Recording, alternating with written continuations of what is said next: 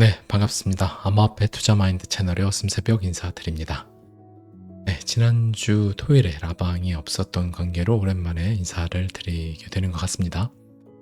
모두들 잘 계셨겠구나 생각을 하고 있고, 지금 암호자산 시장이 어제 정도부터 해가지고 잠시 좀 이제 반등을 좀 해주는 모양새예요. 그래서 이더리움도 이렇게 490만 원 정도에서 반등을 했다가 지금 좀 눌러주는 모양새고, 그래서 특히나 중국발 ETF나 이런 소식 때문에 그 중국계 코인들이 좀 많이 급등을 해준 모습입니다. 그래서 네오 같은 경우가 가장 상승폭이 컸는데 거의 한 40몇 프로 올랐다가 지금 한 30% 정도 상승된 가격에 있습니다. 그러니까 굉장히 큰 폭으로 상승을 했고, 저는 이제 우리가 4월달 알트장 기대했던 흐름에서 좀 한 주 정도 딜레이는 됐지만 이제 뭔가 시작을 했다라고 생각을 합니다. 그리고 이 동안 어떤 분들은 뭐 일주일이 좀 한 달, 1년처럼 길어서 일주일 정도 지났는데 안 올라서 또 포기하시는 분도 계시고, 어떤 분들은 또 4월 초에 안 오르면 뭐 4월 중순에 오르겠지 하고 기다리시는 분도 있고, 그래서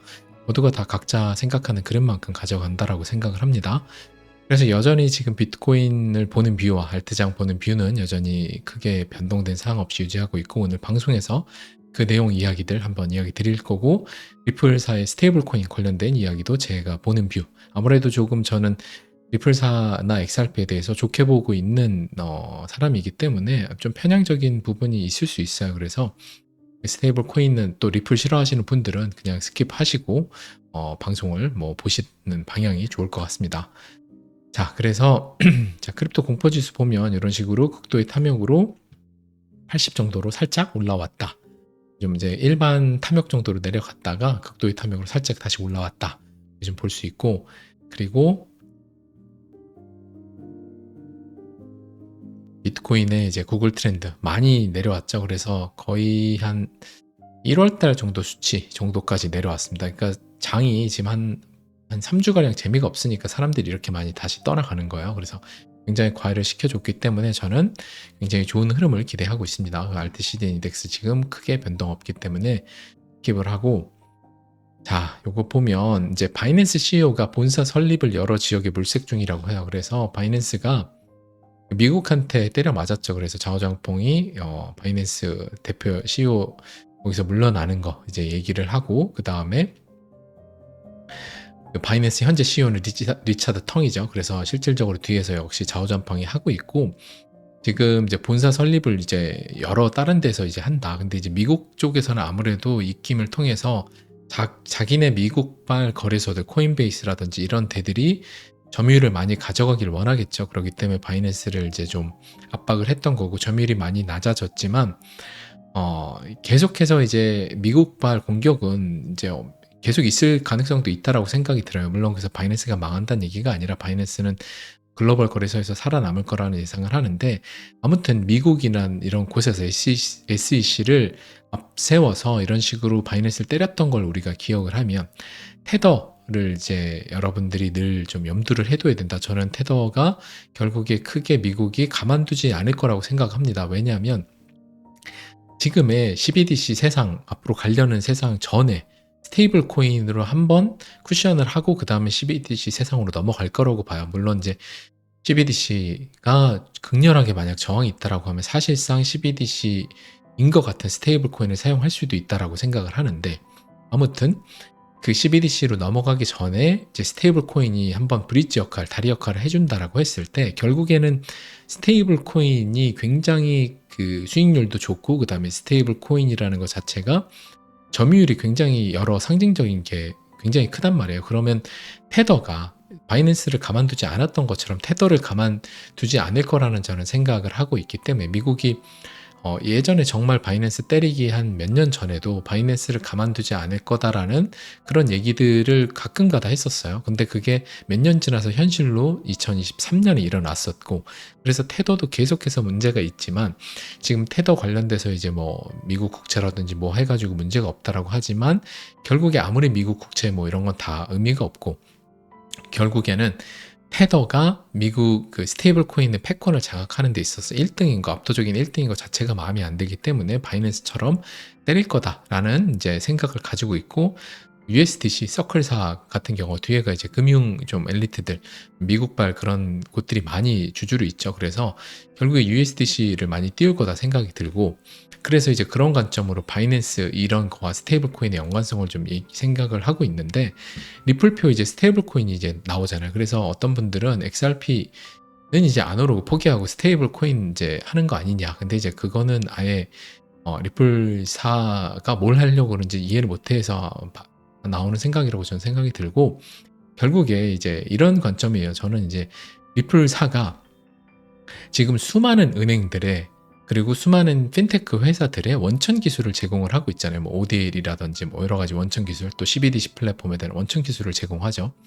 그러면 그 위에서 당연히 가장 잘 돌아가는 코인이 이제 XRP 코인이고, XRP 이제 원장에서 당연히 잘 돌아가는 코인이고, 그러면 스테이블 코인이라는 것 자체는 결국에 신뢰를 가장 중요하다라고 저는 생각이 들어요. 그러니까 은행들이 이제 2025년부터 2%까지 코인을 보유를 할 수 있어요. 그러면 은행이 뭐 비트코인이나 이런 코인을 보유할 수 있는데, 은행도 코인을 살려면 결국에 스테이블 코인을 로 바꿔서 그 스테이블 코인으로 이제 뭐 비트코인, 이더리움 뭐 이런 코인들을 사겠죠. XRP 이런 걸 살 텐데, 결국에는 은행들 같이 보수적인 데들이 이미 자기네들하고 파트너 되어 있고 뭐 여러 망도 쓰고 있고 한 데가 리플 사란 말이에요. 그러면 당연히 지금 전체 그 달러, 그러니까 테더가 압도적인 그 장악력을 가지고 있어요. 전체 시장에서 점유율이 이제 70%고 USDC가 20%인데, 여기 기사에서는 나머지 10% 중에 싸운다고 하지만, 저는 은행들이 이제 그 스테이블 코인 시장에 본격 진출을 하면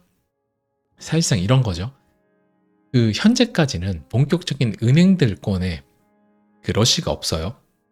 근데 2025년부터 그 러시가 시작이 된단 말이에요. 그 러시가 시작이 되면 지금 현재까지 그 테더가 차지하고 있는 점유율, 뭐 USDC가 한 거보다 압도적으로 큰 그 은행들의 스테이블 코인을 통해서 코인 시장에 진출하려는 그 수요가 폭발을 하기 시작을 하면, 이미 은행들 같은 경우는 테더 위에서 우리가 테더에서 찍힌 거기다가 하냐? 난 못 믿겠다. 그럼 차라리 USDC 아니면 리플사 같은 자기네 이미 쓰고 있는 망, 거기서 둘 중에 하나라고 전 생각을 하거든요. 그래서 은행같이 보수적인 금융권들이 이제 본격적으로 정리하면 크게 파이를 진출을 할 거고, 그러면 당연히 큰 파이가 들어오게 되면 그동안에 테더가 쌓았던 이거는 굉장히, 기존의 암호자산 시장은 컸지만 앞으로 훨씬 더 커질 거기 때문에 굉장히 작은 점에 불과하게 점점 바뀔 거고, 거기다가 은행들은 리플사라든지 USDC 같이 자기네가 굉장히 신뢰할 만한 금융권의 그 보수적인 성향을 잘 대변을 해줄 수 있는, 이미 연관관계가 있는 곳들의 스테이블 코인을 사용하지 않을까. 그래서 리플사의 스테이블 코인이 굉장히 계획적이다 라고 생각을 합니다. 그래서 제가 보고 있는 뷰는 이렇게 보고 있고, 여기도 이제 리플 공식 성명을 통해 스테이블 코인 시장이 28년까지 3,787조 규모로 성장한다. 그러니까 엄청나게, 그 지금 202조라고 하잖아요, 현재. 근데 지금 이거에 한 20배가 늘어나는 거죠. 그러니까 현재 지금 202조의 70%를 차지하고 있는 테더가 결국에 시간 몇 년 지나면 20배가 커지는데, 압도적으로 은행들이 USDC라든지 리플 사건을 쓰기 시작을 하면 은행들의 그 막대한 자금력이 결국에 그 수요가 테더한테 안 들어간다라고 하면 이 점유율은 순식간에 뒤바뀔 수도 있다 라는 이제 저는 생각을 가지고 있습니다. 그래서 지금은 암호자산 시장 초기이기 때문에 테더의 점유율은 굉장히 그냥 예전에 큰 저랬었지 라는 걸로 남게 되지 않을까라고 예상을 하는 거예요. 자, 김프가에서 이제 김프를 보면 현재 5% 굉장히 양호한 상태 다시 내려왔고, 자, 이제 그 선물 시장의 요 데이터를 보면 얼마 전에 현물 이제 요 프리미엄 스팟 현물이 튄 다음에, 현물이 먼저 튀면 늘 제가 가격 상승이 좀 있다라고 얘기했잖아요. 현물이 튀고 가격 상승이 좀 있었던 거예요. 그리고 지금 이렇게 있는데, 펀딩 레이트 같은 경우 굉장히 지금 정상인 상태 0.15 정도 있습니다. 과열이 안 돼 있고. 그런데 여기 부분들 건너뛰고, 그런데 지금 청산맵에서 보면 지금 현재 아래 롱이 굉장히 65,000 쪽에 좀 많고, 현재 위에 한 74키 정도 여기에 있는데, 저는 여기를 한번 그 위로 좀 가격을 올려요. 그 다음에 사람들 더 따라 붙게끔 하고 롱도 신나게 만든 다음에 한번 깊게 빼지 않을까 좀 이런 좀 생각을 가지고 있습니다. 이따 차트에서 좀 제가 보고 있는 뷰를 얘기하겠지만 선물 시장에서 보면 아래에 이제 롱들이 많기 때문에 한번 갔다 위에 숏 청산하고 깊게 내려서 하락해서 롱 청산해 주고 그다음에 다시 급반등 해 주는 그런 형태가 되지 않을까 그렇게 좀 보고 있다라는 거. 그다음에 지금 펀딩 레이트 같은 경우는 약간 이제 좀 한 0.01에서 살짝 올라온 0.02 과열 상태는 아닙니다. 지금도 뭐 BK 라이트코인 이런 거는 이제 아주 기본 값이고 에이다도 큰 차이가 없고 그래서 과열이 전혀 되어 있지는 않은 상태다. 좀 볼 수 있고 자 그리고 이제 비트코인의 이주봉에서 보면 이게 지금 TSI라는 지표인데 이게 보면 예전에 이런 식으로 점점 이제 지표는 낮아져요. 그래서 지금 이 파란 선 닫고 여기서 파란 선 닫고 그 다음에 이때가 유일하게 2013년 이때 고점 때 이럴 때도 파란 선 하고 그 다음에 닫고 아래 빨간 선 교차할 때 이때가 이제 좀 하락하고 좀 지나서요. 그때 이랬고 그 다음에 2017년 사이클부터는 딱 고점이 여기잖아요. 고점이 여기인데 딱 거의 파란 선이 하락하면서 빨간 선하고 교차될 때 이때가 고점이었다. 그리고 21년도도 이때가 고점이에요. 노란 선 이때도 역시 이렇게 파란 선 닫고 그 다음에 하락할 때 빨간 선하고 교차할 때 이때가 고점이었다. 그리고 현재도 지금 여기 있는 거예요. 거의 파란 선 닫고 여기 이제 내려오면서 이런 식으로 교차할 때 대략 요 교차하는 지점 때 그게 한 85K, 뭐 90K, 한 90K 정도 되면 여기에 나오지 않을까. 대략 그 정도로 보고 있습니다. 그래서 대략 요번에 한 90K 정도 뭐 좀 더 잘 가면 그 100K 정도 가는 건데 90K 정도 그 정도 되면 지금에서 한 몇 프로가 올라가는 거냐 90K를 간다라고 하면 대략 한 33% 정도 비트코인 그 정도가 더 올라가고 한 번에 큰 좀 조정이 있고 그 다음에 올해 연말쯤 다시 불장이 오지 않을까 그렇게 여전히 생각하는 뷰를 가지고 있습니다. 자 그래서 골든 레이시오 멀티플라이 이것도 보면 첫 번째 그 사이클 때는 레벨 10까지 닿았었고 가벼우니까 그 다음에 중간에는 레벨 9까지 닿았습니다. 이게 이제 레벨 9 같은 경우 여기 빨간색 그 다음에 주황색 노란색 이런 식으로 있어요. 그 다음에는 레벨 8 그 다음 점점 낮아지는 거죠. 그래서 그 다음에 노란선까지 닿았다. 그 다음에 2017년에 어디냐 레벨 7까지 해서 녹색선에 닿은 거예요. 정말 균일하게 가죠. 그 다음 21년에는 어디냐 레벨 6 해가지고 그 다음에 녹색선 아래에 있는 조금 더 짙은 고선에 딱 닿았다. 그 다음이 어디냐 레벨 5겠죠. 레벨 5가 가격이 8만 정도 돼요. 78,400 그래서 한 8만 정도 이 정도 78,000에서 8만 정도 된다. 그래서 살짝 찌르는 거 뭐 이런저런 거 하면 이 지표 상에서도 한 80K 정도가 나오는 거야. 근데 이제 뭐 계속해서 이거 데려서 무조건 간다는 법은 없으니까 80K에서 90K 정도 사이부터 분할 매도를 저는 하면 되지 않을까라고 일단은 생각을 하고 있습니다. 그래서 이번 장에 지금 5월달까지 해서 흐름에 그 정도로 좀 보고 있다라는 거 원체인 데이터로도 통해서도 한번 이야기를 드리고 오늘 이제 하랑도반 분들 프리미엄 뉴스레터 올려드렸던 비트코인의 여러 패턴 중에 하나로 보고 있는 건데 뭐 이 정도면 세 가지면 거의 나올 수 있는 패턴 다죠. 그러니까 어떻게 될지 저도 모르겠어요. 이게 모르겠으니까 제가 이 흐름에서 삼각수렴을 가다가 지금 이제 위로 요 삼각수렴 이렇게 해서 위를 살짝 뚫었잖아요. 그래서 보통은 이렇게 가다가 리테스트하고 이렇게 가는 게 일반적인데 지금 아까 요 빨간선 라인대로 이렇게 파란선 라인대로 이렇게 하고 리테스트 한번 해주고 이제 가는 게 일반적이에요. 그래서 80K, 90K를 좀 예상을 하는 건데 이렇게 가면 제일 좋죠. 근데 아까 우리가 그 선물시장 웹에서 자 여기서 보면 선물시장에서 보면 아까 자, 그 24시간 봉 여기서 요 24시간 봉에서 보면 여기 먹음직스러운 게 있잖아요. 그래서 한번 위로 갔다가 살짝 갔다가 그 다음에 이제 숏을 청산시키는 거 살짝 갔다가 아래 지금 한 6만 2천까지 해가지고 아래 롱들이 많잖아요. 그래서 이 롱들을 청산을 시키는 6만 한 여기까지 내려오면 아마 5만 8천까지 내려오면 진짜 싹 청산될 거고 6만 2천 여기 정도까지만 해도 한 7, 80%는 청산이 될 겁니다. 그래서 여기까지 가서 좀 상승을 해줘요. 한 74K 정도 가면서 위에 있는 숏들 청산해주고 바로 여기 리테스트 받는가 하다가 그냥 뚫고 내려가는 거죠. 그래서 롱들 다 청산해주고 다시 올라가는 급반등 해주는 4월 중하순부터 해서 이런 흐름이 나오지 않을까라고 좀 예상을 하고 있는 거야. 이건 뭐 그 여러분들한테 그러면 비트코인 지금 여기서 팔아라 그런 얘기 아니고요. 어차피 가잖아요.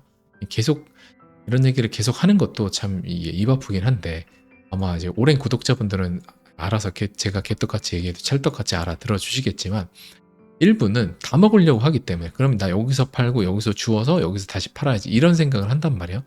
그러니까 이렇게 우리가 예상하는 이유는 딱 하나예요. 어차피 80에서 90K를 간다라는 시나리오를 가지고 있으면 이렇게 나온다라고 했을 때 여기서 패닉하지 않기 위함인 거죠. 그쵸? 이 시나리오를 정해놓고 만약에 근데 여기서 시나리오라는 건 그렇잖아요. 여기서 내가 지금 제가 보는 뷰에서는 52K, 한 51K 정도 여길 만약에 이탈을 해요. 그리고 지금 일봉상에서 지금 이 이제 녹색선 이렇게 가고 요거 완연하게 이탈을 해서 지금 아래 오는 이평선 얘까지 이탈을 한다. 그러면 얘까지 이탈하면 대략 여기란 말이에요. 그러면 그 정말 이례적인 경우지만 저는 이렇게 상승장이 섭섭하게 끝난 적은 없기 때문에 이렇게 끝날 것 같진 않지만 얘가 만약에 여기를 이탈해버려요. 그러면 정말 변수에 의해서 하락장이 다시 연출됐을 수가 있고 생각하고 여러분들이 비트코인 나 그럼 여기서 조금 팔아가지고 더 바닥에서 주울래 하는 건 그때는 합리적인 판단이 될 수 있겠죠. 그러니까 시나리오를 여러 가지 세워놓고 나는 여기를 이탈을 하면 그때는 좀 요번에 상승 추세가 꺾였다고 판단할 거야.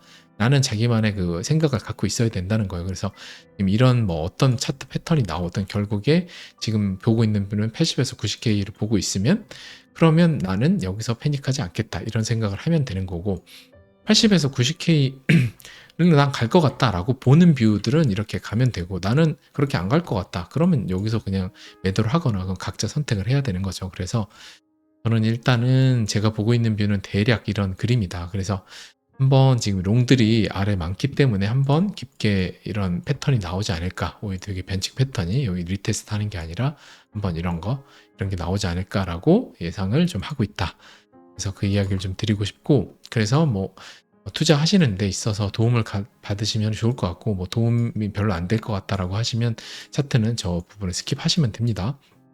맞을 수도 있고 틀릴 수도 있고 당연히 그런 거죠. 그러니까 자 리플렉스 RP 이제 프랙탈 우리 계속 보고 있는 건데 추적을 하듯 관찰하고 있고 이게 2017년입니다. 그래서 이렇게 좌 어깨 머리 우 어깨 해주고 두 번에 바닥 한번 해주고 그 다음에 가지고 이런 식으로 하다가 날라갔던 2017년이고 지금 요거 이제 2일봉이에요. 기간이 2배로 늘어났어요. 그래서 이런 식으로 한번 좌 어깨 머리 해주고 지금 우어깨 해주고 한 번, 두 번 하락을 해주고 여기 있고 그거 이제 벗어나서 우리가 지난 방송에서 다음에 요런 흐름이 나올 거라고 예상을 했었잖아요.